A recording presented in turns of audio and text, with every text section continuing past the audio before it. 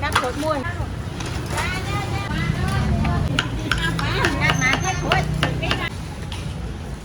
cắt môi thật là nắng ấy.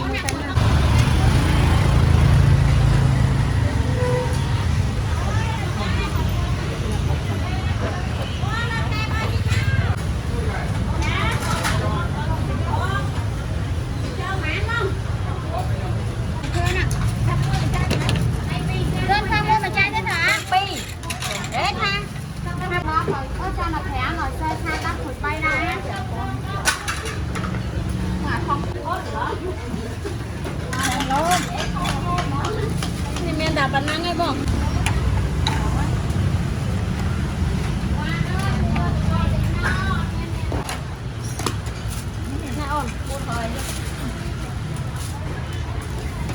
Ôn hủi thay đặc tròn con đánh nào. Bông mấy tròn mát đọc. Còn đi chắc là mình thi bữa kia mày mà chán rồi hơn hai mà chán đi chán. Không thèm đó mà chán thiên hai ôn hay. Làm tao con nào. Cắt cột môi. Thuyền. Thèm đó. Còn hào hay chùa ôn áp máu nó cho mà ăn. Con muôn chán tiền chán này. Đã aiแต่bỏng nấu nấu ôn đấy chuối muối thang na ôn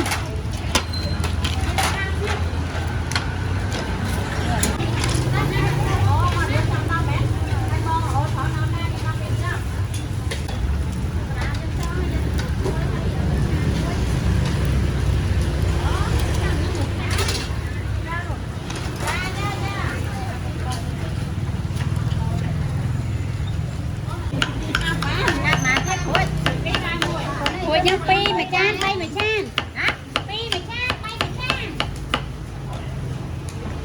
จะปีต้องเธอเหรอแกจะบอกว่าจะอ้อยไหมหนู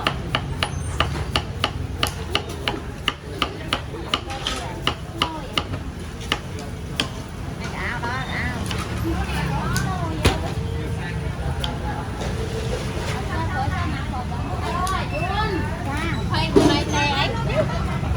mẹ xay là tha đâu ba cô hả? Này ngay mấy thằng không mà không quay được ai luôn hết ai nông te nắng nè thay mũ à đó quay cuối gì nữa rồi cho vậy rồi cho hai